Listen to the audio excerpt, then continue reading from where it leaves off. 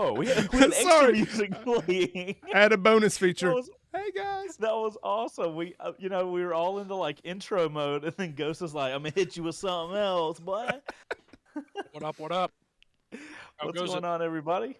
What episode are we on, dude? Episode We're number on 5. Season 4, Episode 5. What's going on, everybody? Welcome to Live on Two Wheels, your weekly motorcycle live show that's mostly weekly and sometimes has internet. Cheers. Welcome. Yeah. Cheers. Cheers, gang. Hold on. But yes. Let me get a can crack. See if this is gonna allow me to. Oh, you gonna drink the Fanta in front of me, Patrick? You are a special kind of evil. Knowing I ain't got no Fanta in my house. Yeah, it's not Fanta. So. And by Fanta, I mean Fresca. I'm so upset about it that I don't even know the name. You don't even know the effing word. I don't even know the effing word correct. Why don't you have any? Because it's 0 calories, 0 sugar. No argument. Because I've failed as a human. Well, there you go. Motorcycle people. What's up, motorcycle people? So today, guys, we are talking about MV Agusta being mostly purchased by the kids over at KTM, the Hoon Daddies themselves. And we got a whole show. Going to talk about it, dig into our thoughts, and have a conversation with you guys and figure out is good, is bad, yay, nay, Yeah, that's exactly it should be a fun show. I don't know anything about this, so I'm gonna be walking through this path with you guys if you're brand new to this. And yeah, let's freaking get into it. It was something that was kind of coming once KTM had like a 25% purchase, and they were like, "Oh yeah, we're gonna get the rest of it later." And MV Agusta was like, "No, you're not." KTM's like, "Okay." Dude, companies are strange. It's like, hey, I'm going to buy half of you. No, I'll only give you 25%. Okay, cool. I'll take 25% later. Can I have the other part of the 50? Sure. Like, what? Are these just like lawyers going back and forth with like, we want more money. What do we get for this? I don't understand. That stuff is beyond me as well. But dude, I'm an absolute peasant. Like what level of dude are you where you're making these chess pieces move? You know what I mean? I just think it's interesting. Yes, and Patrick is rebooting over there. Yeah. I learned that if my camera blurs, if I just turn it off, turn it back on real quick, it fixes itself. Interesting. Pat leaves and enters the chat at the same time. That's IT 101. Turn it off. IT 101. Turn it off, turn it back on again. All right, Ghost, you have on here MV Agusta history. So, what is the history lesson of MV Agusta? Well, we kind of just touched on a little bit about like what their ownership was. They've kind of been handed off between several different things, from the original family that started it, and then it's gone through several different hands. I think even Harley-Davidson had a stake in it for a while, and then they were like, nah, we're good.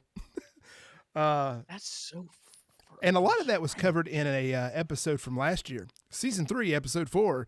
Go check it out now. If you want to go check it out. The Sardarov family, Russian family, has owned it for a long time.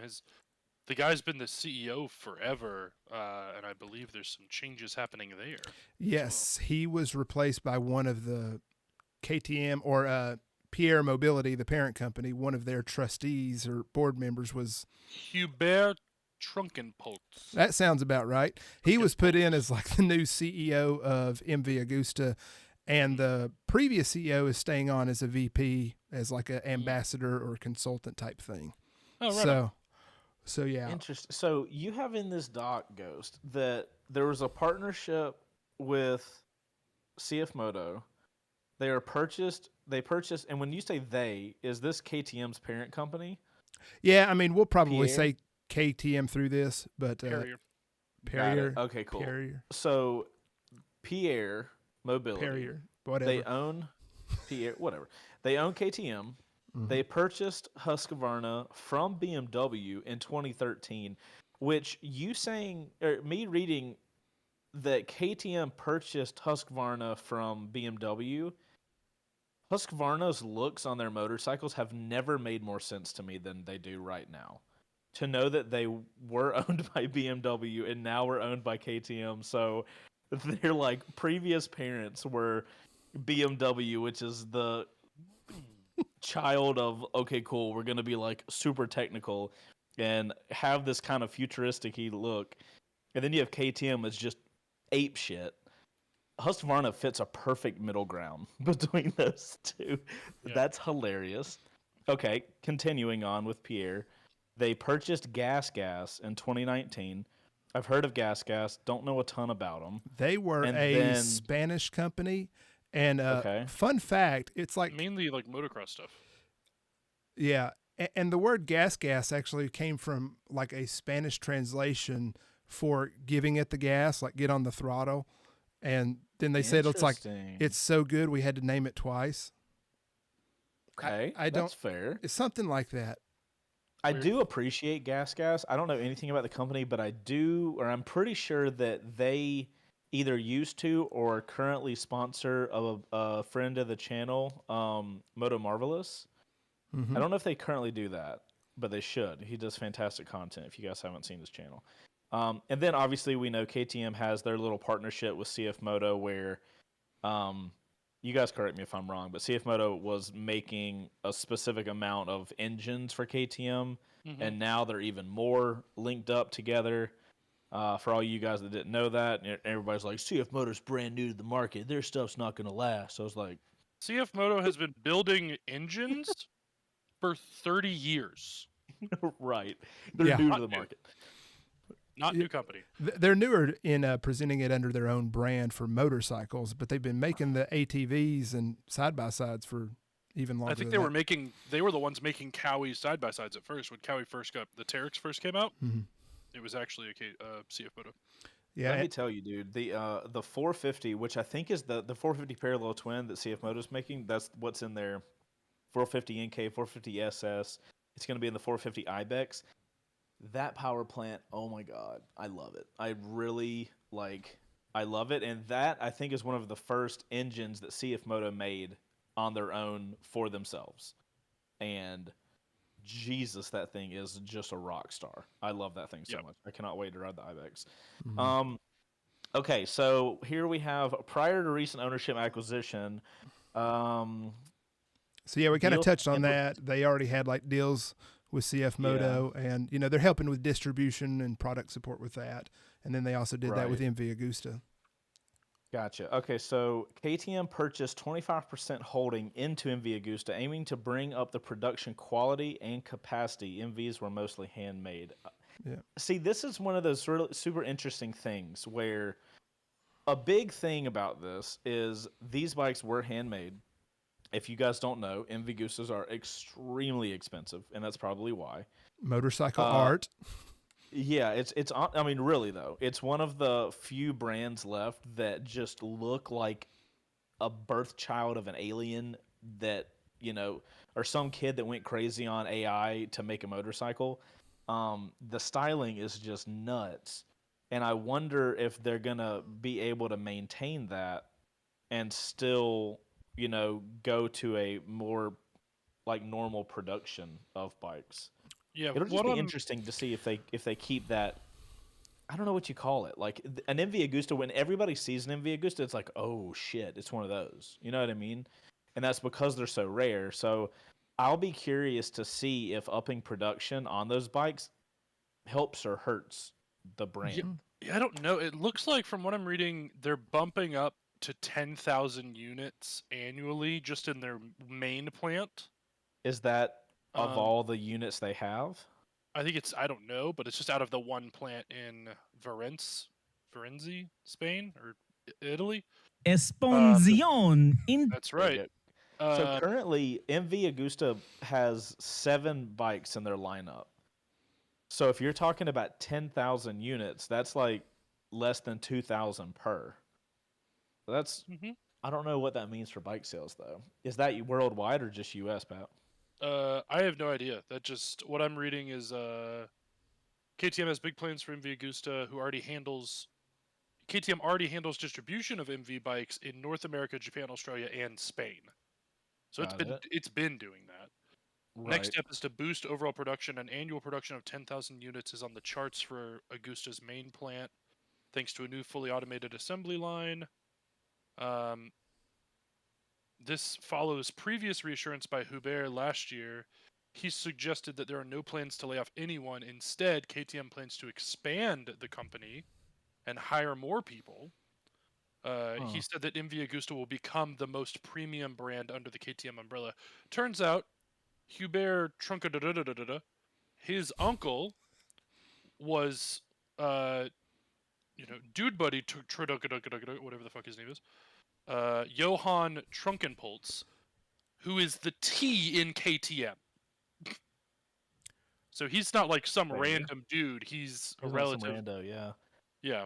So is our long-term play here, like, are we doing the car thing? Chase Williams gifted a membership. Thank you, Chase. There it is. Fine. I saw him talking in chat about it. We're getting there, Pat.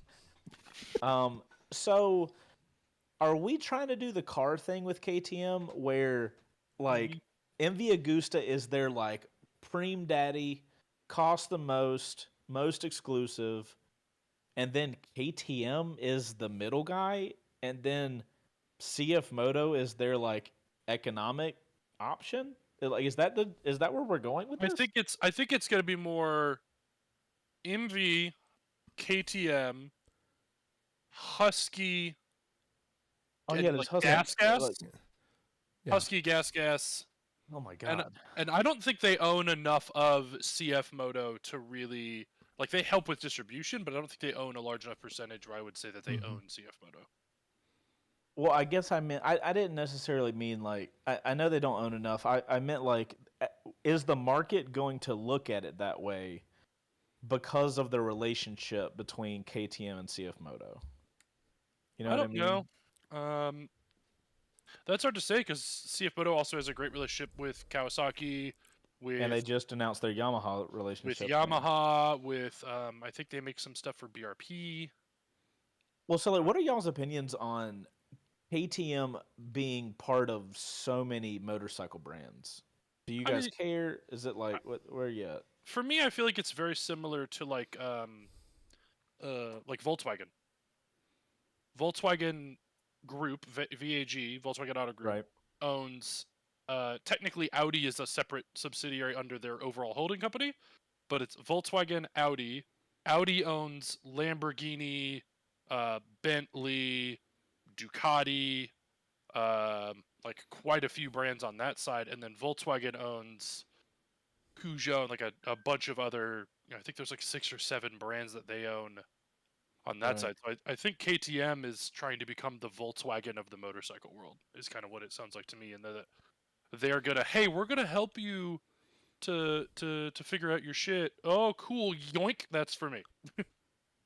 Yeah, I know it's normal in the car industry, but I don't think it's that normal in the bike industry other than this, right? Like, well, it is now. We don't have like, well, yeah, yeah, for sure.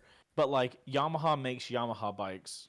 Like that's what it is normally everywhere else. So, like, obviously, there's a lot of pros to having companies owning other companies because, like, hypothetically, things could get cheaper because everybody's not having to do R&D. You do R&D under like one main company, and then you get to use those findings in all of the little trickle down companies. I think it's how the industry is shifting, and I say that because, like, in the 90s, you could go out and buy a 98 Ford Ranger, and you could buy a Mazda B2000, which is the exact same truck with a Mazda logo on it.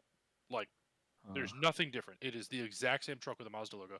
And what that was is that Ford owned something like 30% of Mazda because Mazda needed help financing distribution within the United States. And Ford was like, cool, history lesson from Pat. Yeah, we'll give you X amount of money for X percentage of the company, but you're going to help us to... That's why a lot of like the Ford 4-cylinder engines of the 90s are so bulletproof reliable, because it's a Mazda engine. Like, it's a Japanese built and designed engine that happens to be put into a Ford product that's bulletproof. So like, it's been super common in super common in the automotive world for a long time, and I like that the transition is happening into the motorcycle world. And of course, like, you know, as a motorcyclist, you're like, I don't want this brand I don't like fucking with a brand that I do like. But it's literally them helping with production. It's them helping with R&D, like you talked about, with distribution. And what we're gonna see is a lot of, like, you know, some of that super crazy high-end electronics that maybe KTM has, like their 6-axis IMU, and then all the crazy features that you can play with in their settings. If MV doesn't have that, you're going to see that start to trickle over into MV, or vice versa. So, like, you're going to see... I don't really have enough ride time with MV Agustas. I've ridden a couple, and they're super neat. But I don't think the ride is what sells those motorcycles. I think it's what they look like. So that's Moto Cannon is asking if the seat is adjustable.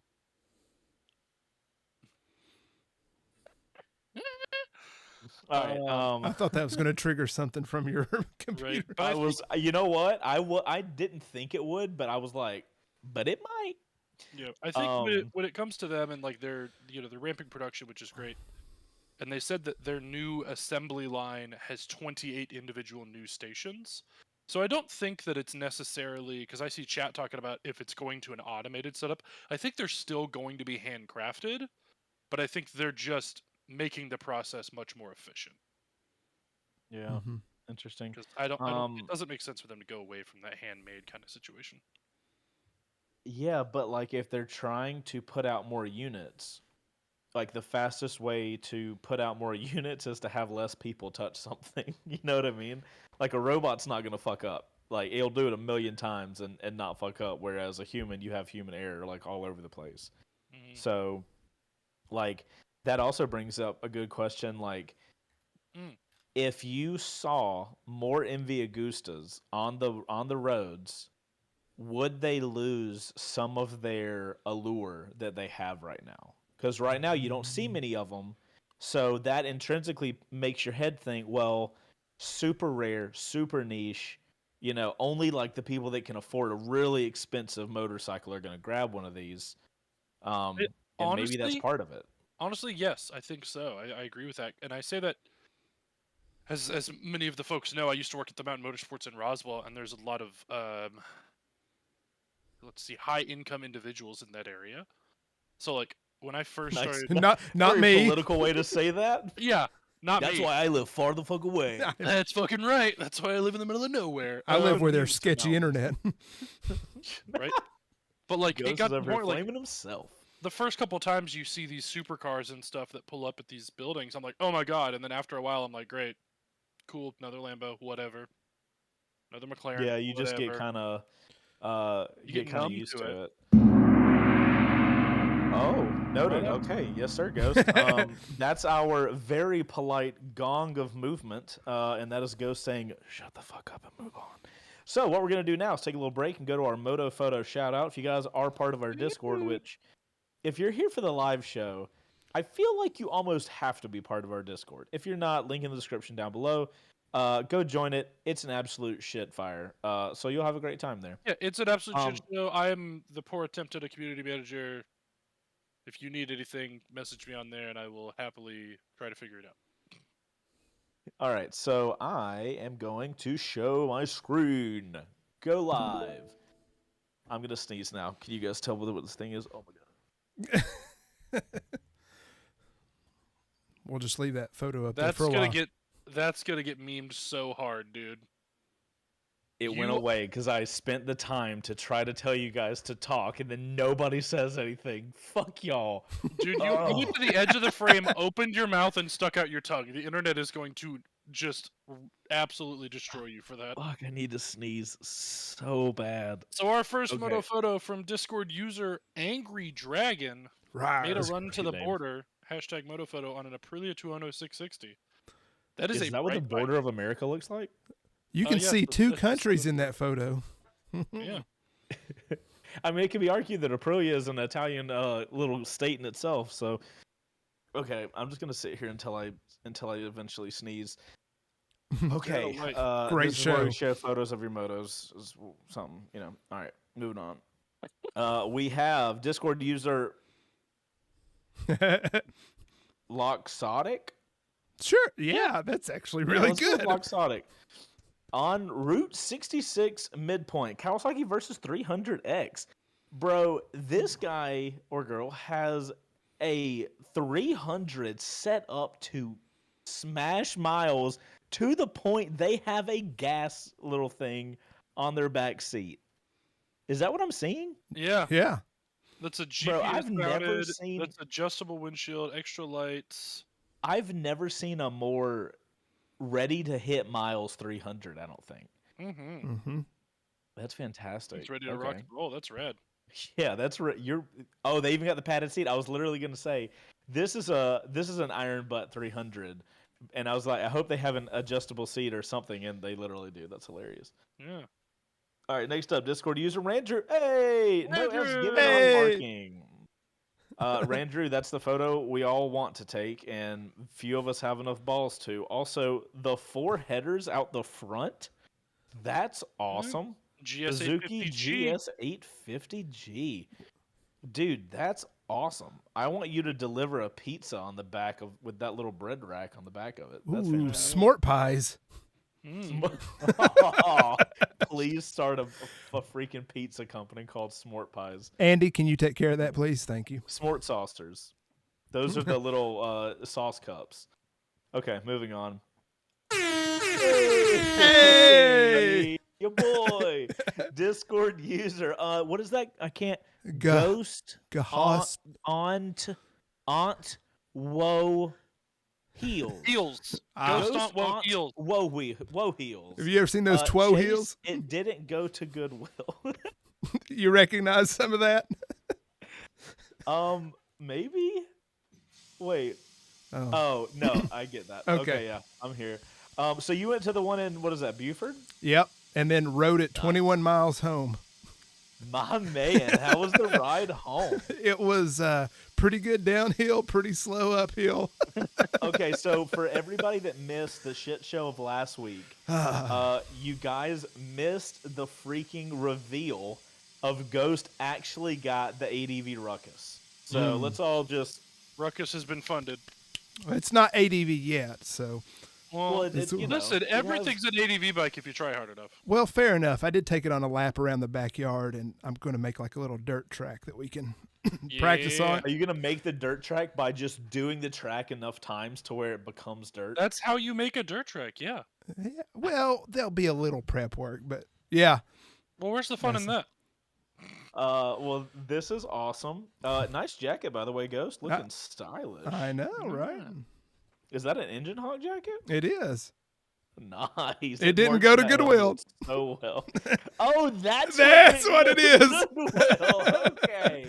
I love that. Okay. Yeah, that jacket actually looks really good on you, man. Yep. Okay. Well, we love that. Thanks for the update, and shout out to Quadbot if you guys need a phone mount. Every time. I do like that it pops to quad lock. I think it's fucking hilarious. That is pretty good. Alrighty, guys. Looks like everybody's getting an ad right now. Sweet. Chase, if you're mad about missing last week, go over to Ghost OnTwoWheels on YouTube and you can watch the video. Yes. Let me see if I can find that link. And then I did another video, kind of was more detail about the bike. Wifey and an old Spectre were cruising around the neighborhood. Yeah, we've gone over to like the school parking lot a few times, and they've been taking laps, and so. Oh, dude, that's awesome. So does the Ruckus have a clutch and everything, or is it just throttle? It's just throttle. It's got like a CVT belt drive. Yeah. Oh, okay. Oh my God, we have to first ride the Ruckus. Absolutely. I got 2 bikes you need to first ride now. It may be around a parking lot, but yeah. It's dude, hell no. Oh, wait, does it got plates and shit? No, it doesn't need plates. It's 50 cc's. Doesn't need it. It's considered a moped under Georgia rule. So yeah, so here's what we'll do. We'll rent what we call a liquor sickle. We'll rent a trailer. We'll bring G-Pop over to your place. We'll trade you G-Pop for the Ruckus, and then do the route on the Ruckus, and then bring the Ruckus back and swap out for G-Pop. Okay. I'll give Spectre some lessons on G-Pop. There you go. Happy. I can. I even have these frame sliders. They're not. It's not even frame sliders. It's like a cage that they sent me to install on it. So I need to install that on it, and then that way, no worries. Yeah. Um. Awesome. Okay. Cool. That's Moto Photo. Make sure to post photos of your motos. Oh, okay. we need a little jingle for that. So It's Moto Photo. So we can have an intro bumper for that. Your photos. Huzzah! Photos of your photos? Yeah. You dingus. I said what I said. I'm standing behind it. Yep. All right. Ghost, you got to clip that. I know you will. You're sitting right There's nothing to clip here. except that mustache. What? What's next? Shots fired. Gratata. Dude, the stash is staying. It has to stay. Right. Shannon's right. They need to be motorized photos. Let me get a photo of your photo with a motor. That's a moto photo. I'm photo with a moto. Okay, well, let's stop Inception this thing and just get back to it. Yeah, we're just gonna get deeper and deeper here. Okay. Moving forward, the future of MV Agusta. What do we expect to see? Pat, you talked on it a little bit, where when a company buys another company, now they have all of their info and tech and knowledge that they can kind of move over to the other one. Do we expect MV Agusta to kind of become KTM-y? Or do you guys think MV Agusta is gonna they're gonna intentionally keep it as it's handcrafted and rare situation? I mean, it sounds like, and what I believe is typical is that the leadership is like, we're gonna leave it alone. And what do we know about corporations? No, they won't. Don't leave it alone. No, they won't. So, I think it's probably gonna be that. Knowing KTM and how much they love their stupid add everything on after the fact, even though it's already installed on the bike, we're probably going to see some of that tech go over to MV and some of the other brands. How nice would it be, though, if they move the tech over to the MVs, but because the MVs already have a higher price tag, they just install it and they don't ask for add-ons? That would make sense. I mean, you're already paying a premium price for it. I mean, you're paying a premium for a KTM, and now you'll be paying a premium for an MV Agusta.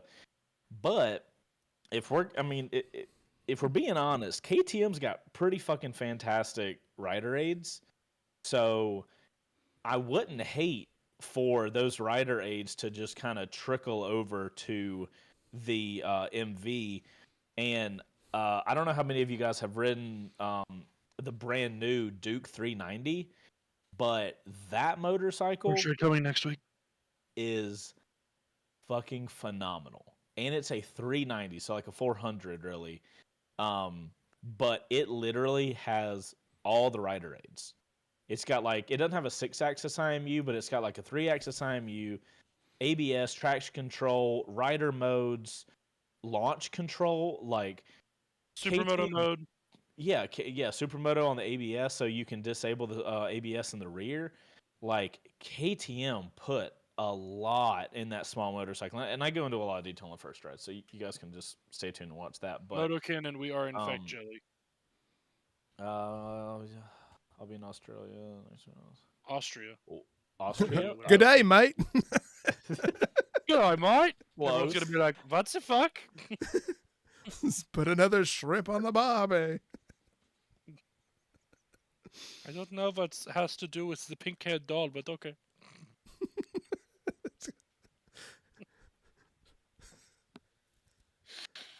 I've never in the history of this show been so fucking close to spitting on my screen. Yeah, but I'll get you one day. That's what she said. What the fuck? What the fuck? What do you mean good day? I don't know. Of course, I mean it's very shiny outside, and we are here with the good bikes. Yeah. I can't even. Oh shit. Okay, let me compose myself. Oh my god. Okay. What the fuck? Okay, so What I'm hearing is that's getting clipped. I expect it on a soundboard next week. All right, so what do we want to see from MV Agusta with this KTM thing? Frank, as the only Aussie I'm triggered. What the fuck, Frank? That's a fuck, Frank. They have a Crikey. desk at the airport in Austria for those who are trying to go to Australia. Do they really? Oh shit, that's hilarious. Oh no, we're enabling the dumb people. A buddy of mine years ago tried to get a flight to Indiana. Uh-oh. He did not. Did he end up in New Delhi? India. He wound up in India. There's no way. Like I'm dense. He is, but there's no way somebody's that dumb. Your flight would literally go from 2 hours to 2 days. I didn't know there was. I didn't know there was an ocean between Georgia and Indiana. Oh no, he lives in Colorado, so he knew it was going to be a decent flight. But dude is Indiana to Colorado shouldn't be but like a 1 to 2 hour flight, right? I think it's 3, almost 4. Hold on. Still significantly less than going to India. Sorry, I'm looking at a map because I'm that idiotic. Oh, hi, Muppet. Come here. Come here, Bubba. Hi. Dude, I have to look up. I'm looking at, hold on, we're screen sharing. I'm going Google Flights right now. We're doing this. This is what we're doing. I've derailed this episode yet again. All right. Google Flights, Indiana to Colorado.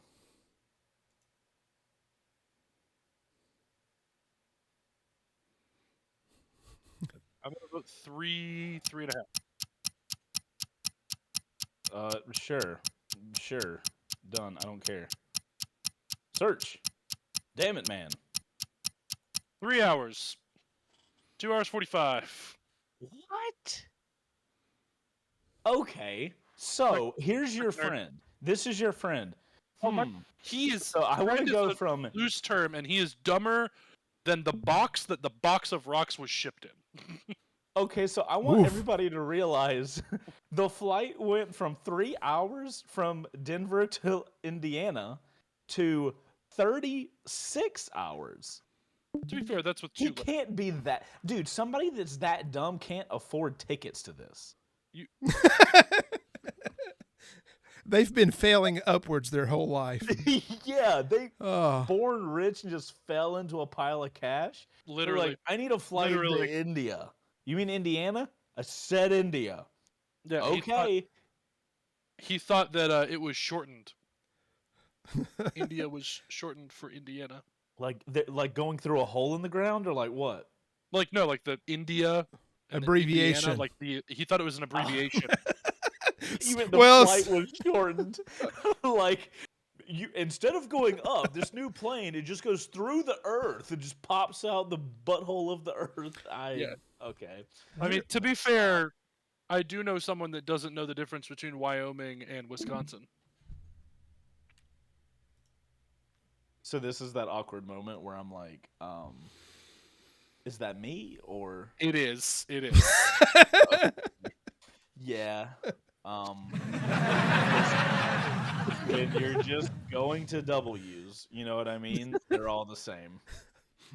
Okay. Last year we planned the whole thing for the giveaway of the CBR 300. We're like, oh, Wisconsin, like that's not far. Like we can make that trip work. Like whatever, that's a 3-day trip, round trip, not a big deal. No, it's Wyoming. There's 3 days to get there.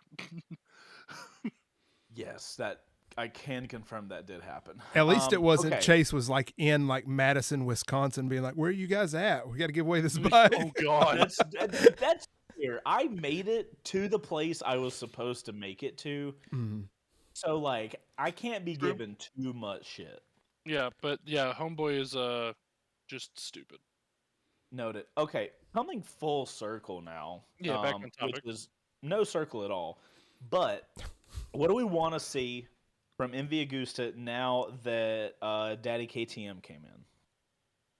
I want to see See, this is the thing. Like, I don't know what rider aids are like on an MV Agusta right now. So, like, what my brain wants to say is, I want to see all the rider aids from KTM. But then I'm like, but do I? Because what if MV Agusta stuff is already like legit? I've never been on one, so I don't know. I mean, I think too good. See, none of us have more production of them obviously is gonna like stay. Hold on, I'm having a stroke or something. More production is going to introduce more of them into the market. Actively should build knowledgeable that you're going into, right?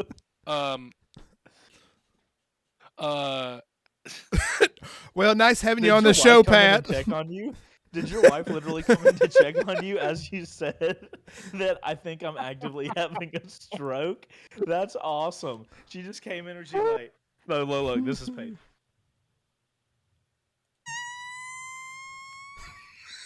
You good?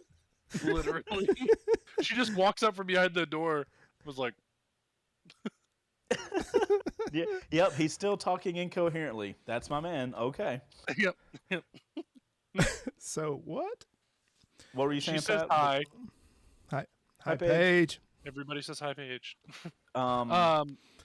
Before you were having a stroke. I think production being ramped up is going to be good for the brand, because obviously more production, more bikes on road. More people are going to know about it. Theoretically, production gets ramped up, cost should come down.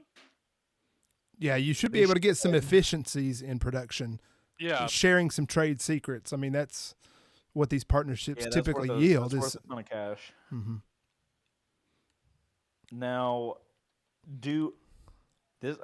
I come back to the whole thing of like, if I start seeing more MVs on the street, I'm gonna start being like, oh, cool, that's an MV. You know what I mean? It's just a motorcycle you see. Yeah, I mean, they're still cool. I mean, I see Ducatis everywhere, and they're still cool. Yeah, but like wings are cool, but if you eat them every single night, they'll eventually become not cool. You know what I mean? Debatable. That's a good point. That was a bad instance. How often do I eat Chick-fil-A?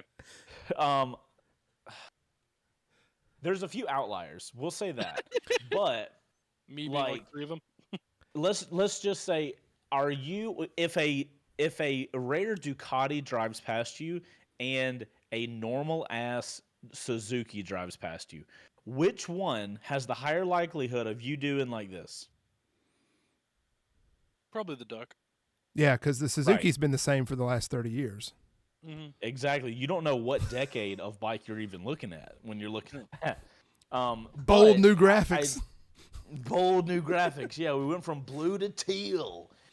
Just no, they went from blue to blue and white. Thank you. Yeah, exactly. They'd never go so crazy to go to teal. That's not fair. Suzuki's making actually a legit shit right now, so I'm not gonna. Yeah, the Gixxator, the Gixxatus. Gixxator, V-Strom, all those things are kick-ass. So, yep. Props to them. But the point is, do you lose out on one of your, like, when I think of MV Agusta, the thing I think about is they look crazy and I never get to see them. And if I get to see them all the time, I don't know if the look crazy is going to be enough because, fun facts, let me share my screen real quick. I went to the MV Agusta website before we went live, just to like brush up on what they offer. And I didn't realize this, but the model line is the Rush, which is their 1000 naked, absolute nutty looking bike. They've got the Brutale, which is a 798 triple. They've got the Dragster, which is a 798 triple. They've got a Turismo Veloce, which is a 798 triple. They have an F3, which is a 798 triple. They have the Super Veloce, which is a triple 798. And then finally, they have a 3-cylinder 931cc LXP. So, which the LXP is such a rad looking bike. Like the graphics are cool, the bodywork's cool. Tell me that's not a rebranded Africa Twin. Yeah, 100%. But I mean, it is a triple, so it'll behave entirely differently than an Africa Twin. True. But it looks like it's like a Triumph or a GS gas tank with an Africa Twin front end. It's so weird looking.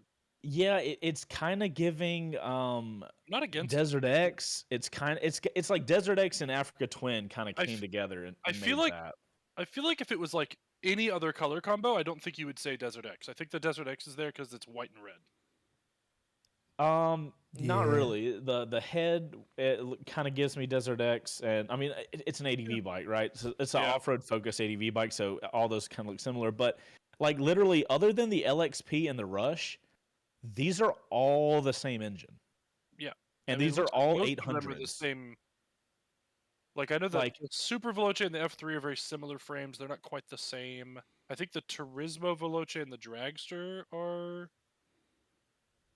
pretty similar. no, that upper piece right here is different on both of them. It's similar, but it's kind of different how it connects to like the core part of the frame right there. Yeah. But like this is just strange where like it's very normal for us to see, you know, the one power plant and then a company uses it as a naked and then they use it as a sport or a super sport and then they use it as like a touring-y ADV thing.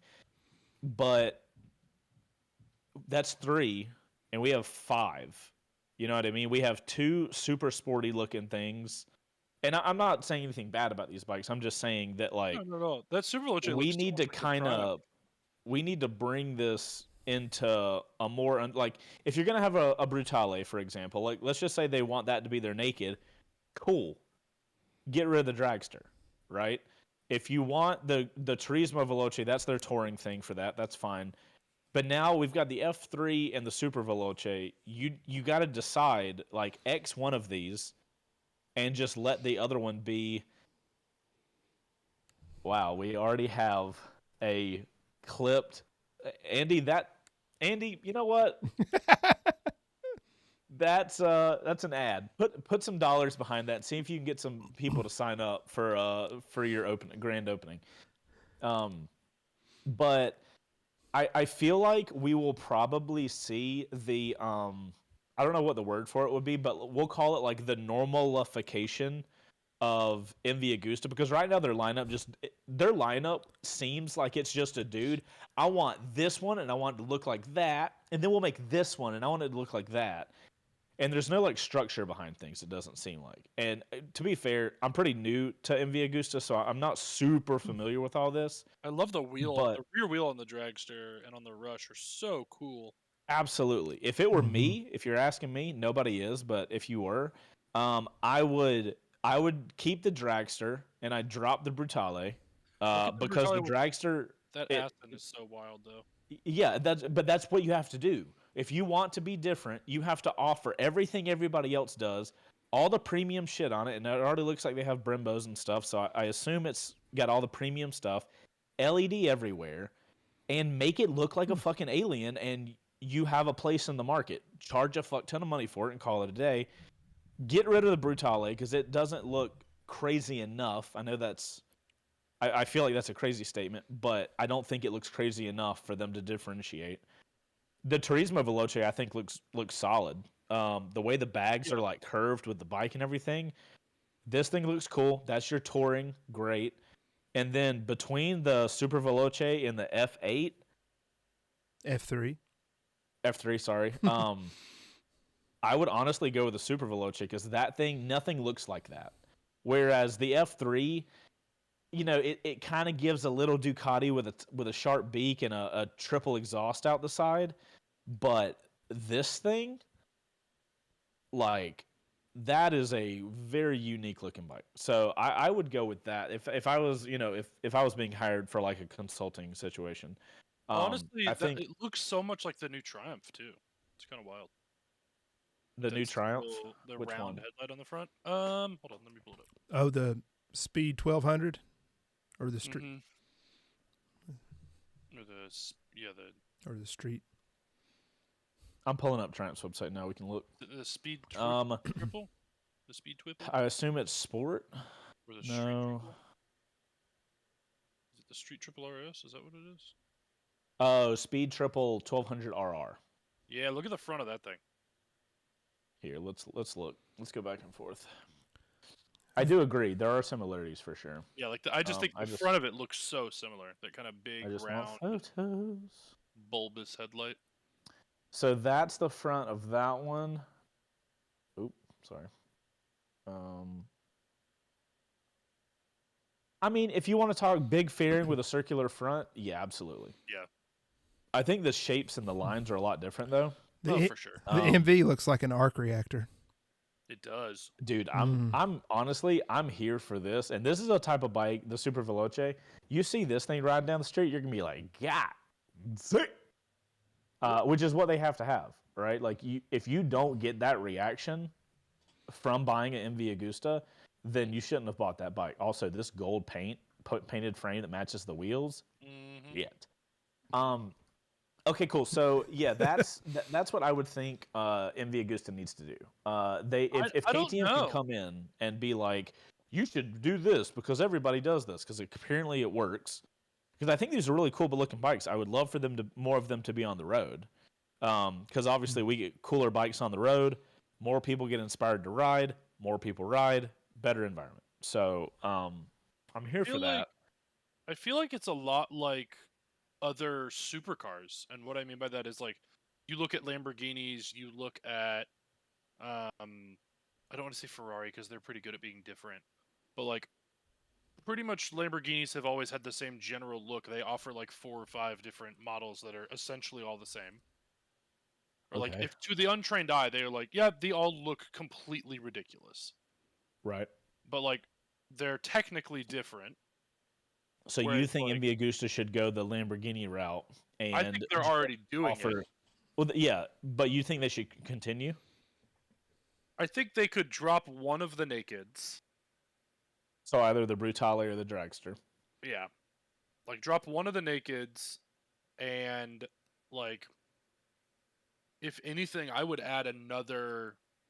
I don't know. Maybe they're known for their nakeds. I don't know a ton about MV Agusta, so please forgive my ignorance. But I know that people love that Brutale. People talk about it all the time.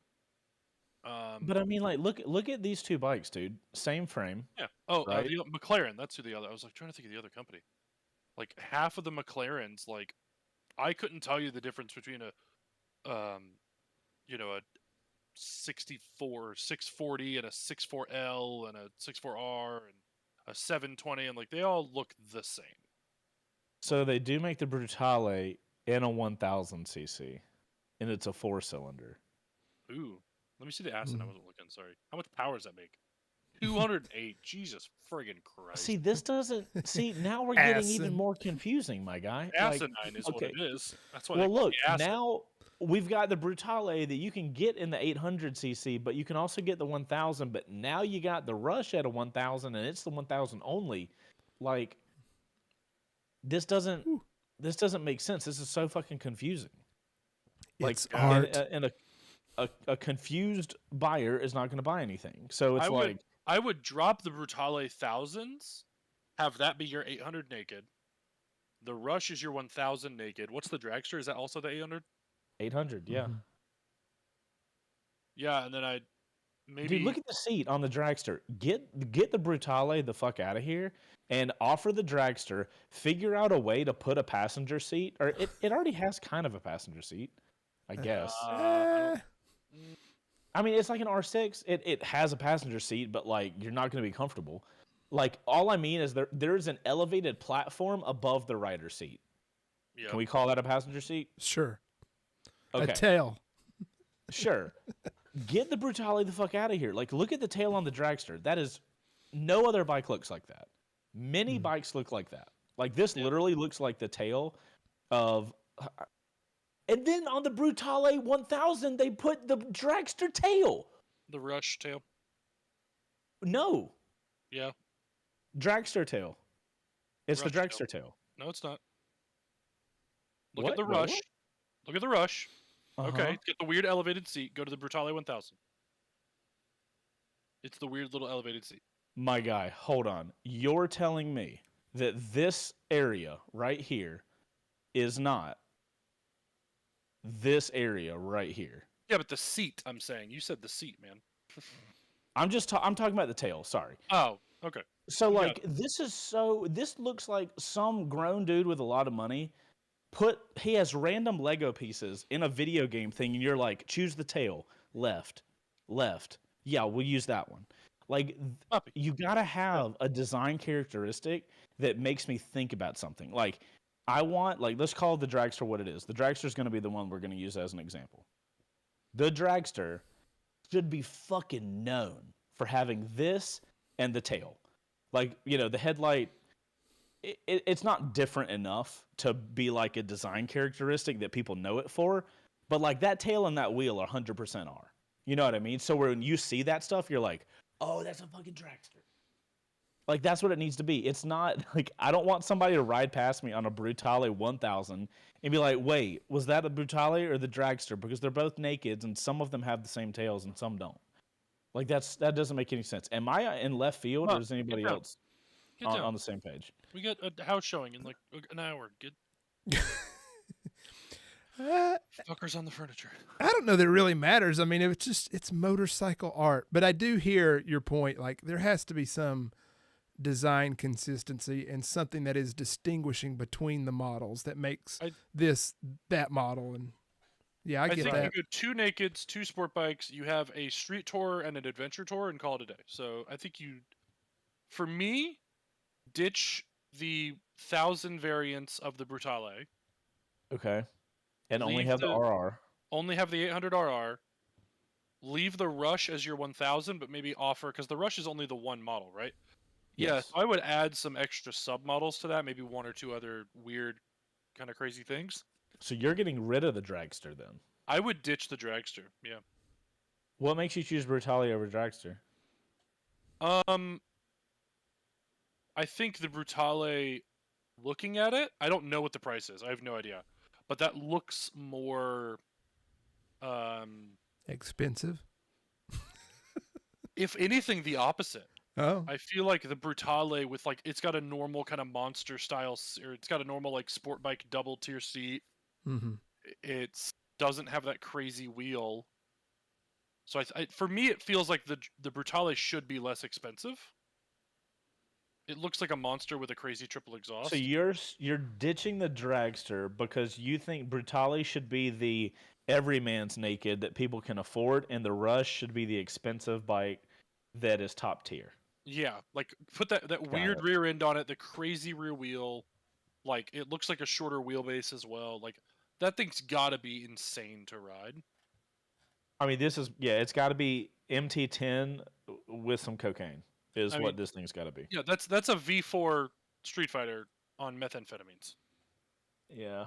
Okay. So both meth and amphetamines. Methamphetamines. Yeah. Because like you don't have an 800 naked, or do you ditch the Rush entirely and do the RR 800, and then keep what's the dragster got in it though? The dragster, 800. like to me, it's a Brutale. Look at the frame. The dragster is like 3,500 more. Than the Brutale. The Brutale is 20,000. Dragster is 23,500. What's the Rush? A lot. I don't know. Hold on, let me look. The Rush. I'm at 27. I'm guessing. Muppet, get off the furniture, dickhead. Get down, Bubby. Get off the shed. I know that's where you like to sleep in here, Bubba. I know. You're such a sweet boy, but we have shit to do in like an hour, so. Rush is not 50. No shot. Nick, yeah, I just got to it. 50,000 for the Rush. You gotta be fucking They are high. You think you're fucking I'm kidding gonna me. spend 50 G's when I can get a pipe? No. You can't drop that bomb and gong us. Fuck right off with your gong. You take that gong and blow it out your ass. Hold on. 50 fucking grand? Okay. Who gives a shit? Yeah, that's right. Who gives a shit about your gong? The rear wheel's carbon, or the hub? No, it's full carbon. Okay. The bodywork's all carbon. All carbon. Aero exhaust. That LED headlight looks like trash. Not gonna lie. I hate that LED headlight looks just like the one we put in the first first season of WBR Garage. Yeah, not a good look. I mean, it's a good look, but it's not $50,000. I was thinking 30 maybe, but dude, my head was in the. And look, like, the fucking triple is cast. Wait, what? The fucking triple tree is cast aluminum. That needs to be CNC'd fucking out of a single piece. You're gonna charge me $50,000. Dude, I honestly, It's got I Brembo cannot style lemmas. fathom. Great, not even the good Brembos. I can't fathom spending that kind of money. I don't care what it can do. That's fucking stupid. It's just dumb. Is it numbered? At least is it numbered? If it's not numbered, this is a hilarious conversation. I love the wings that are on it. They look great, but if you sneeze on it, that fucker's gonna break. I'm shocked that this is 50. Oh my goodness. No fucking way, dude. Mm. I'm sorry, MV Agusta, if you guys ever hear this and me just talking mad shit, oh my god, the wheels aren't even carbon. It's a carbon cover on the rear wheel. They're not even... Are they Marchescinis at least? Are they magnesium? Okay. Yeah. Super cool looking bike. Just Super cool, fuck all that. The art. Yeah. It's okay. This is a status piece. That's what it is. Yeah. That's They build 300 of them a year. Okay, so they label them then. So that it's 10 of 300, or you cannot charge over $40,000 for a bike and not number it. Yeah. Like guys that are spending that kind of dough on a bike that's not going to perform dollar per performance, like they have to have that exclusivity of. It has the well, same I gas cap have that the lower tens of the 300. Mm. You peasant have 295. Yeah. Like It's got the same gas cap that's on the R6M. Like, it's got electronically controlled Öhlins, cool, but there's $20,000 bikes that have that. Okay. It's got titanium conrods, cool. So does most Ducatis these days. Great. I mean, I'm okay. If I'm gonna pretend I'm CEO, I'm gonna be like, okay, cool. Rush, that thing's got to cost 25. We're gonna have to bring that down to 25. I mean, we're gonna drop Brutale tops. entirely. We're gonna Dragster's gonna be our 800. The other models of it can be different colors. Cool. We'll What's keep the Turismo Dragster's Veloce for the fancy boys, and we're gonna drop the F3 and keep the Super Veloce. That's gonna be your lineup. Gong. How about now? We're Okay. gonging now. $50,000. Fuck out of here. All right, we're gonna go to the quick shifter before I have a panic attack about $50,000. Yes, Frank, great point. $50,000, you could buy 2 V4S's. You could buy a V4R and then put 15 grand in your pocket. Like, oh god. All right, quick shifter. Right, that's what we're doing. Quick shifter. Let's shift it up. Okay, shifting to the quick shifter. All right, I'm canceling my screen recording. Boom.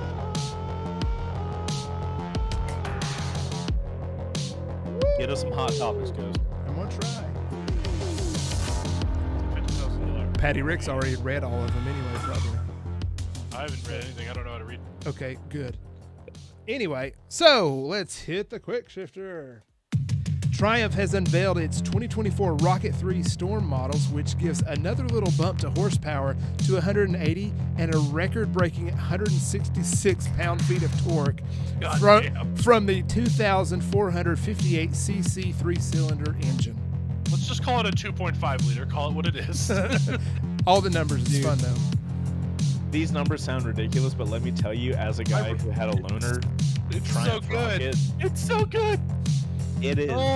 It is an experience to have, and if you like that whole muscle car or muscle bike vibe, and it's just a big old boy that'll haul ass, you'll have a good time. I don't. It does a dank wheelie too. I did that at the Triumph event.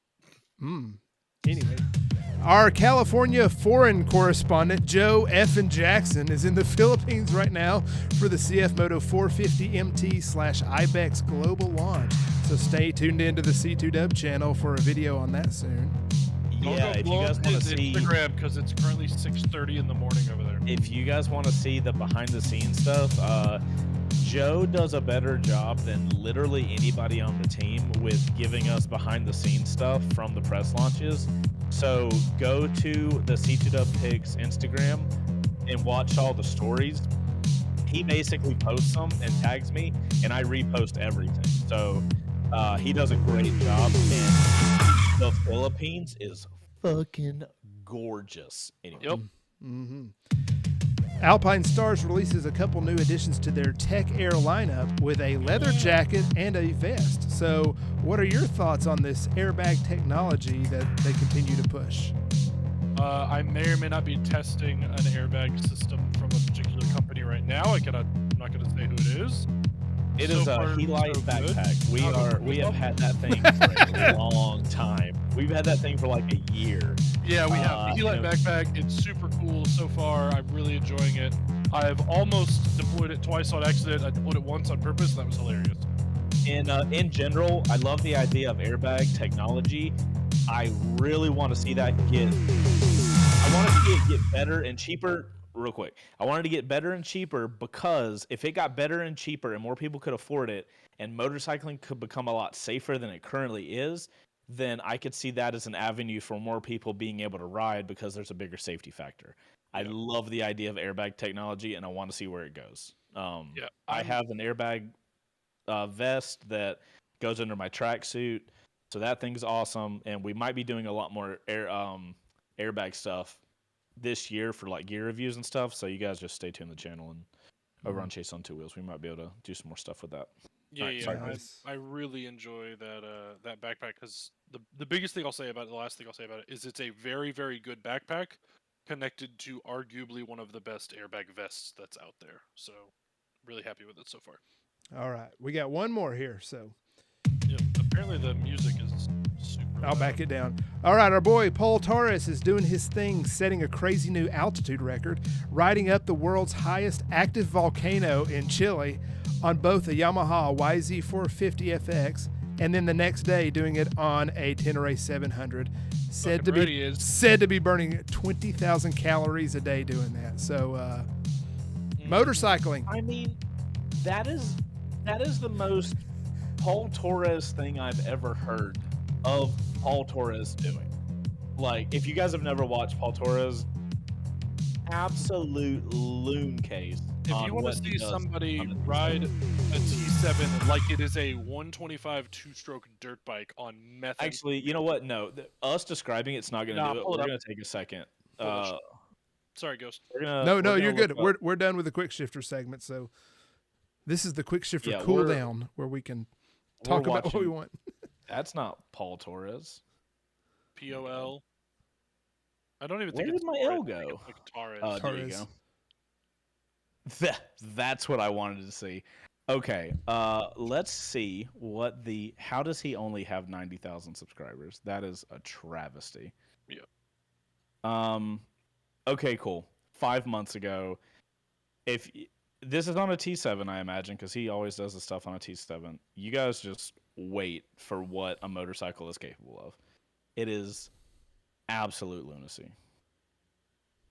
We're gonna get charged, but whatever. Don't care. Are you gonna show us the video? Just sharing your screen. Oh wait, am I not maybe we can use our imagination. I don't know. Sorry, I thought I was screen recording. As our D&D folks like me, the theater of the mind. Okay, theater of the mind, and go. With no sound? It's disappointing. Well, like these, 450 odd pound bikes, like it's a trials bike. Yeah, the way he treats a T7 is like it is a piece of his body. It is oh my god. Whoa. Wait, is that for real? Yep. Oh. It's a Seeker 3, yeah. Oh no. Yep. The only thing that actually keeps this man on Earth is the size of his fucking balls. Like, otherwise he would figure out how to jump that bike off of the planet. Yeah, I have never seen an individual do the things that this man does on a T7. Hold your butts. Yeah, if you even have any butt left to hold, honestly. But this is what this guy does. Like, it's just... I mean, this is like the cinematic one. You ought to see. He did the Erzberg Rodeo, which is like KTM does an Erzberg Rodeo edition of some of their bikes that is like a absolute the most hardcore enduro race, and he does it every year on a T7. Like, dudes are on 250s and 125 two-strokes, bikes that are sub 300 pounds, and he's doing it on a full size, a mid-size adventure bike. Is he a Yamaha ambassador type of guy, or sponsored rider? Yeah. I really hope he is, because if he's not, it's a ruined opportunity. Do that, the Erzberg Rodeo prologue, and then just jump to like the middle of that video. Safe Flight repair. Replace. Actually, I've had a good experience with Safe Flight. They seem to work well. All things honest. Wee. Like, again, this guy's out here on this giant bike racing, like, and he's not young, to be clear. I think he's in his 40s. Dude, there's a lot of brave people with cameras right there. Holy smack. Yep. So Erzberg Rodeo takes place in this like giant quarry. You basically start like halfway down and you race your way out of it.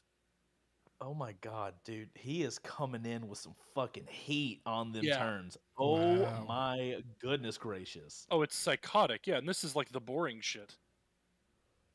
It gets Oh, it gets I love so how they much put these worse. little pit stops to make them like slow down. That's hilarious. The chicanes. It's literally just to slow them down. Yeah, no shit. Because imagine how fast the psychopath would be going if it wasn't there. Yeah, jump like halfway through this. There's a couple spots. Yeah, that most replayed. There's a couple spots that get just. Oh, so he's literally just racing out of the fucking quarry. Yeah. And then I think towards the end of it, it's like gnarly hill climbs. Like, it gets absolutely bananas later on. Oh, snap. Big old. I like how this is probably his just like casual Tuesday. Yeah. Like compared to that other shit he does. Yeah. Oh, how are you slowing down for that? Oh, good. What? Oh man, I thought he was. Dude, I literally thought he was gonna go off the edge of the cliff. Yep. Yeah. How are you? I can't watch this. Oh my god, dude! If you mess up, you just rode what you gonna drop to. Yep. Why are you going so fast?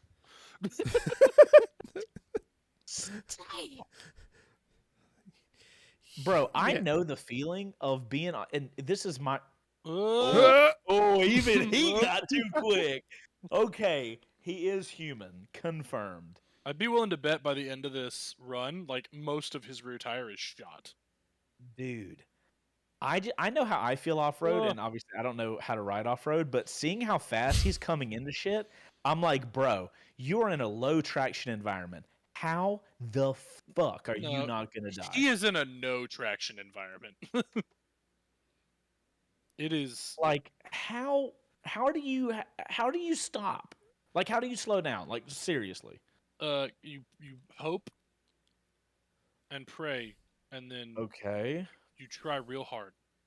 You hope and pray and like okay, so seriously though, technically, what's the like how do you emergency brake off road? Like what's the fastest way to stop? So what he's probably doing, and how a lot of these like big enduro guys do, you'll see videos of guys like coming into a corner straight, and then they'll pitch the bike sideways and then back the way they actually want to go. In rally racing, it's called like a weight transfer or a Scandinavian flick, which you can do on a motorcycle. And what that is when you get sideways, you're using the sidewall of the tire to like dig in, kind of like you would an ice skate. You know, you come to a stop ice skating, you turn your shit sideways and dig it in. Yeah. Basically, he's turning the bike sideways, even though it doesn't look like a lot because we're on his helmet cam, you can't see exactly what the bike is doing. But he's getting it sideways and letting it dig, and then just use. I mean, he's obviously using the brakes and a ton of engine braking, I'm quite sure. But pitching the bike super sideways is going to help you to make that rear tire dig in and try to slow you down a little. Anyway, this is Paul Torres. It's nuts. Go check it out. It's fascinating. There's another guy, Ari Man. Oh my good god. Okay. That also. Sorry to take us off on that absolute shit show of a path. How did we even get to Paul Torres? How did we get there? It was on the quick shifter. Oh, got it. Okay, cool. I was like, oh my god. Like, what? We weren't even talking about Yamaha or nothing. I was just like, well, I guess we're done with MV Agusta. What are we on to next? No, we're gonna finish MV Agusta. We're gonna be the adults. Okay, so we've done the quick shifter. Kind of already you know talked about what? a whole bikes. We've looked at the current lineup, but let's go through and everybody gets to choose. If MV Agusta contacted us today, and they were like, Chase, I want all the guys on live on Two Wheels. We're gonna give everybody a motorcycle. You're not gonna have to pay for anything. You get to choose one, and we will send it to you totally free. So, Ghost, let's start with you. You got the Rush, the Brutale, the Dragster, the Turismo Veloce, F3, Super Veloce, and LXP, which is really a lackluster name compared to all the other stuff. But what are you picking and why? Well, I'm staying away from the F3 and the Super Veloce because my back. My back. Yep. Noted. Okay. I get that. I would go either the Turismo Veloce because that's my type, or the LXP just to have something to get dirty with. Would you? This goes back to a Desert X type combo. Would you want to take something off road that is that expensive? Yeah, if you ain't paying for it, who gives a shit? I mean, do you want a gives giant a hunk shit? of metal in your garage though? Well, I mean, Yeah. if you wreck it, no matter how much it costs, it's still You're still not putting that much money into it. yeah. Well, to like repair it and stuff, you know. I mean, yeah, I have no idea what the cost of ownership is on these versus something else. I imagine it would be a lot because just the dealer network and support. Like, Oh my god, the LXP's $29,000. How much is the Turismo Veloce? Oh my god. Let me go look at that. Oh, they have. Oh, small boy, you got a Dairyland ad? That's awesome. With Chase on it. That's awesome. Wait, what? It said you were on it. Small boy. Yes, that's awesome. Now I want I to love see that they're whatever using me for YouTube ads. That's Yeah, fantastic. I'll go with I'm the getting a Revzilla ad right now. Am I on that one? No. It's a Revzilla ad. Yeah, I'll go with the LXP just to have something off road. Okay. Yeah. Okay, I can appreciate that. Got Yeah. a quick shifter. Styling. All right, Pat. What we get an email in Italian. I have to translate it, and after I translate it, after I read the first line of Esponzione. Yeah, I was gonna say, just gonna say that like 900 times. Right. Okay, so now you've got the Rush, Brutale, Dragster, Turismo Veloce, F3 Super Veloce, LXP. Where are you going? Keeping in mind, you're keeping your Super Tenere. I'm just, and Ghost, same for you. You're keeping your Ninja 1000. Or a Versus 1000. Oh, shit. Same. That's the same thing. Who gives a shit? There you go.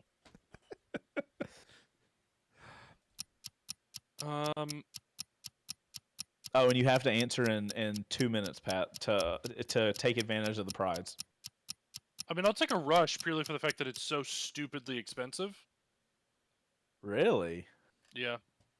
I don't know if I'd ever ride it. Just ride it and then sell it. And Oh, you have to hold on to it for a year and a half.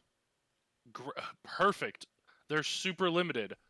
Buy it, winterize it, leave it in a fucking box for 2 years, sell it for $60,000, whatever the fuck. Okay, no, I'm adding to the contract that they're You got it. sending You have to ride it and make content with No, it. okay, here's the contract. The contract is we will give you a motorcycle.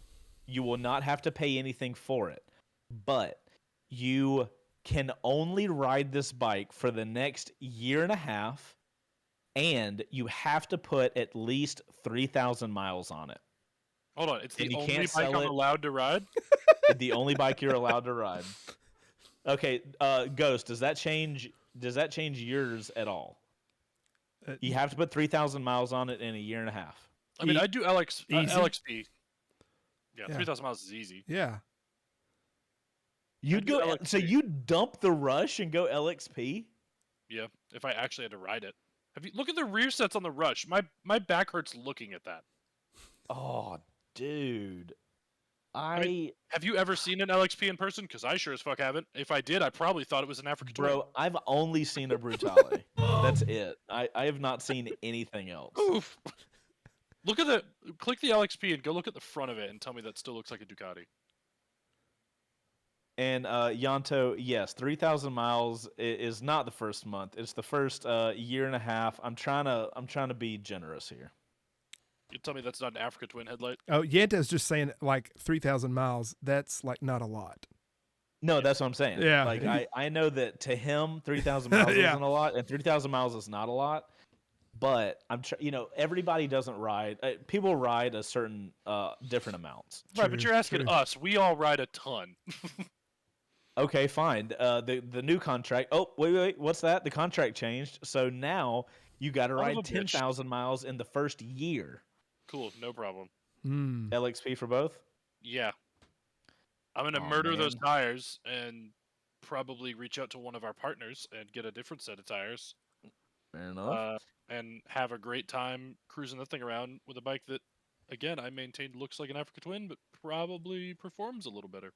So, I mean, to be fair, I would hope for double the money it performs a lot better. But Well, so if you get the looks of an Africa Twin, but it rides like a real snatchy Ducati, that'd be kind of it'd be kind of interesting though. Yeah, and it has like a fucking triple, which is wild. So it's literally an Africa Twin is 14.7, 14.8.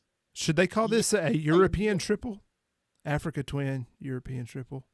Would that? Oh God. What? It'd be an Italian triple. It's better than. Well, I mean, we're talking continents, aren't we? So. I mean, I guess. Okay. There's a lot of European triples out there. But it could be the. I'll give my official answer here. I have. Ooh, okay, hold so on, now the brown on the Super Veloce. Okay, so just to be clear on everybody, the rules are you can't sell this bike. You can't sell this bike for a year and a half. It has to be the only bike the only bike I ride's going to have to be hard because like I have to make content on it for a straight year and a half. Mm-hmm. So at that point, I'm just making motovlogs. Then there's no way if I make nothing but like interesting content, like there's only 5 to 8 videos you can make per bike, like really digging into it. But anyway, so I'm motovlogging for a year. You tell me you're not going Rush, that fucking ridiculous thing.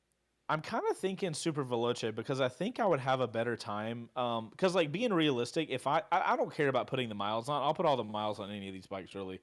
But the Super Veloce, I could really see me just doing like photo missions every week and just going out and taking different photos of it. Because I personally feel like the Super Veloce looks the best. And especially if you get it in, I mean the gray's really cool, but their S model with the kind of strap over the side. It's got like the leathery seat thing. Yeah, I really like that S model. Single-sided swing arm, like single-sided swing arm. Whoa! Mm-hmm. I mean, I'm definitely staying with the cream, but yeah, I could see some dope photo sessions with this thing. And I think that would last me. Like, I would ride an uncomfortable distance to get a really cool photo of this bike. So, I think that is what. Wow, that is a super mess screen. Jesus. Mm-hmm. Shit. But yeah, it's a cool looking bike. I think I'd go Super Veloce. Right behind that would be the dragster though. The dragster, the tail alone, I'd spend the first 3 months just taking photos of the tail, probably. Whoa, it comes in yellow? Holy snap. Oh, bro, I'm doing yellow all day, every day. Honey mustard looking? Yes. Not mad about Dude, it. I would do a photo shoot with a hot dog with this bike. I'd put a hot dog on it and I put ketchup on the hot dog just because, like, already had the mustard. That'd be the Instagram, like, tag. I would piss so many people off. That'd be hilarious.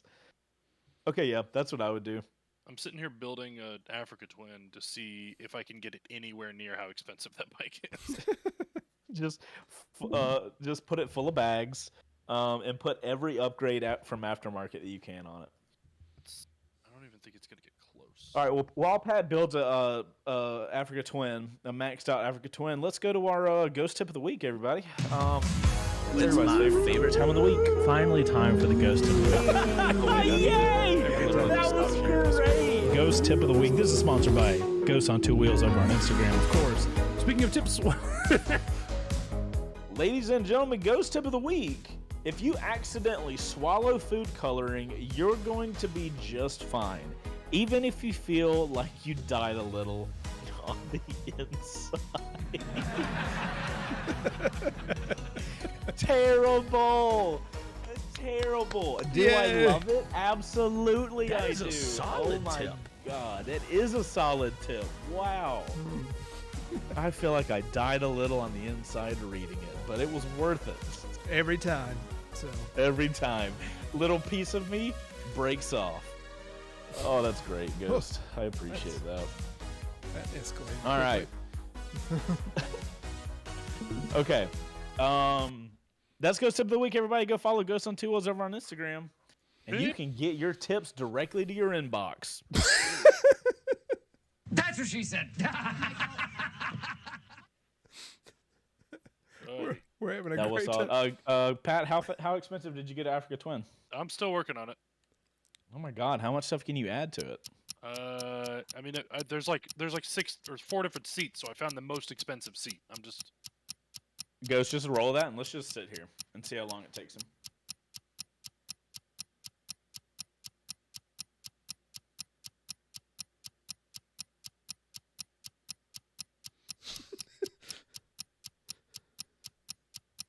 Oh my God, you guys are so okay with that. What the fuck? maxed out 22,635, and that is maxed the fuck out. That is every option. That's $4,200 worth of options. Dude, that's not even based on a GS. Get the fuck out of here. No, it's not. And it's 10 times the bike a GS is. Nah, 10 times. Debatable. The 1300 looks dope. Terrible. Oh, right. I want to rescind previous comments about the BMW. I think it is going to be a fantastic riding bike. Okay. Comments not changing. It's fuck ugly. I disagree. Never mind. I'm not gonna make Ghost change screens again. The but it's GS is fantastic. I think it's probably gonna ride absolutely fantastic, and it still is just ugly as sin. I can't stand the way it looks. You know what? Beauty's only a light switch away. I love the beauty is in the eye of the beholder. That's right, and I am holding the eye. Wait. That's the eyelid, technically. Never mind. Sorry. Yeah. You Okay. can buy two maxed Africa Twins for the price of a Rush. I mean, if I had to have one, I would definitely go with the LXP. It looks really rad. You know, I think it has a lot of very cool parts already on it out of the box, which is neat. It looks, I mean, Olin's electronically adjustable suspension, crazy off-road tires, decent skid plate. It looks like bash bar's already on it. It's got an adjustable, super tall windshield. The seat's nice and wide and comfortable. It looks like an Italian Africa Twin, and that's not a bad thing. It's a European triple. Yeah, it's the European triple. Mm-hmm. And that's the name. That European. It should be called like ET instead of LXP. God, it revs to. Because it was going to be called the Lucky Explorer. 10,000 RPM. No, are you serious? Yeah, it was going to be Lucky Explorer. That's probably what LXP stands for. That is a terrible name. Yeah. Especially considering like everything else is like super veloce. What is it going to be like? Super veloce, dragster, Lucky Explorer. Can't do that. Fuck out of here with that. Final thoughts, boys. Anything else? I hope KTM gives them the opportunity to make more bikes and make them cheaper. Yeah, same. I still see it as being a premium brand, but hopefully it can be more mainstream that we see it and it's more available to us peasants a little bit. Yeah, because I mean, I love seeing Ducati, aliens. I think Ducati aliens should has be riding all over the street ultra more. expensive bikes, but they also have some really entry level stuff that isn't entry level, that isn't too crazy. So I'd What's like to see Ducati's cheapest bike? that. Probably It's gotta be the Scrambler. Monster, right? No, Oh, that new Supermoto. It might be that. I think it's the Scrambler, to be honest. Totally free. No, Scramblers don't count. That's a subsidiary. Like it's its own thing. Like it's not like a Ducati Monster is a Ducati. A Ducati Scrambler Desert X is a Ducati Scrambler. It's got to be a regular. It's got to be red. Okay, a bike that comes in red. Yep. Desert X Rally's 22.9. DFL V4's 26.9. Monster 100%. Monster 30th is 18.5. The Nira, the XDFL Nira is 30 grand. Hyper Motard Mono Rev is 14.4. There's a What about that Supermoto? What's that looking like? That's the Supermoto. Oh. Oh no, hold on, 12.9 for the cheapest version of it. Cheapest Paningli is 18.5. The Monster Super Plus Sport. is 12.99. The Super Sport is 15. Have you gotten anything under 12.99 yet? I mean the Scramblers, but you don't count those for some weird reason. No. 12.99 or 12.995 for the 690 Hyper Motard. Yeah, so it's that and the So 13 grand. 13 grand's the cheapest Ducati you can get, realistically. Yeah, what's the cheapest fucking MV? 75 or whatever the hell? 75 grand. Yeah, it's at least 20, probably. So. Yeah. Oh no, authentically, yeah. The Brutale RR. What do you cost? $19,900, $20,000. Yeah. Mm-hmm. That's probably the cheapest one. Yeah, because the Dragster is 23,498. What's the F3 cost? Dude, Brutale's got to be the cheapest thing they do. The 800 Brutale. That's what I'm thinking. No, F3 is $19,398. So $20,000. Still $20,000. Yeah. Like, or 24 out the door, probably. Yeah. 26 out the door, probably. Yeah. That's 28 if you want an American user manual. That's right. I mean, honestly, just looking bikes though. Yeah, the Super Veloce being, what did they say it was? 22? 25? Dude, hold on. We have to share my screen one more time before we leave. Hold on. Gosh, I need I want you guys to look at this photo. Look, I want you guys to look at this photo of your moto? Tell me it doesn't look like you're looking at a top-down photo of a dragster. Does that not look top-down to anybody else? No. Really? Oh, like the headlight is the gas cap type of thing? No, like top down? What? It looks like instead of looking at this bike like this, it looks like you're looking at it like this. Like looking down at the headlight. Nobody? No. It's cool. Huh. Okay. I'll just go over here in the corner and not say anything else. Such a good point. It's funny because MV is still the third best bike. Damn. Yeah, what, Ducati and Aprilia Baches. I do. At 6 o'clock, he's done. So. Well, I do have to say Frank had a good. No, dude. What if I did leave? Just see you later. Frank had a good comment on the community post. He said, "MV Agusta is the boat of the motorcycle world. The best days are the day you get one and the day you sell it." That's Frank. That is fucking savage. Yeah. Also, might be true. I've never owned one, so I can't really say. The cost of ownership could just make it just unsustainable. But yeah, so that's one thing. KTM's gonna have a hard time helping them with that because KTM's are already, yoink. All right, boys. Well, that was cool. Now we know more about MV Agusta and this whole KTM thing, and we can all hope to see more of them in the future. Nick makes a good point. The Lucky bike looks like it was sponsored by Lucky Cigarettes. Smoking.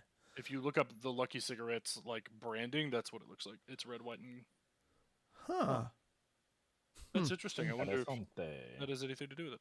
Italians do smoke like motherfuckers, from what I understand. Same with French people, apparently. All right, dudes. I'm gonna go take care of my pup because my wife's on a shoot. Bang bang. What are we doing next week, Ghost? Well, one idea is we could talk about like moto administration, licensing, insurance, all kind of the stuff that's behind the scenes of actually riding. Interesting. Is that going to be a member only? Nah, we'll do it for everybody. Look at that. Ghost giving it out to everybody. There you go. I think it's so interesting. People, like, when I was working at Mountain, they'd go in and be like, cool, I'm going to buy the bike. I'm like, cool.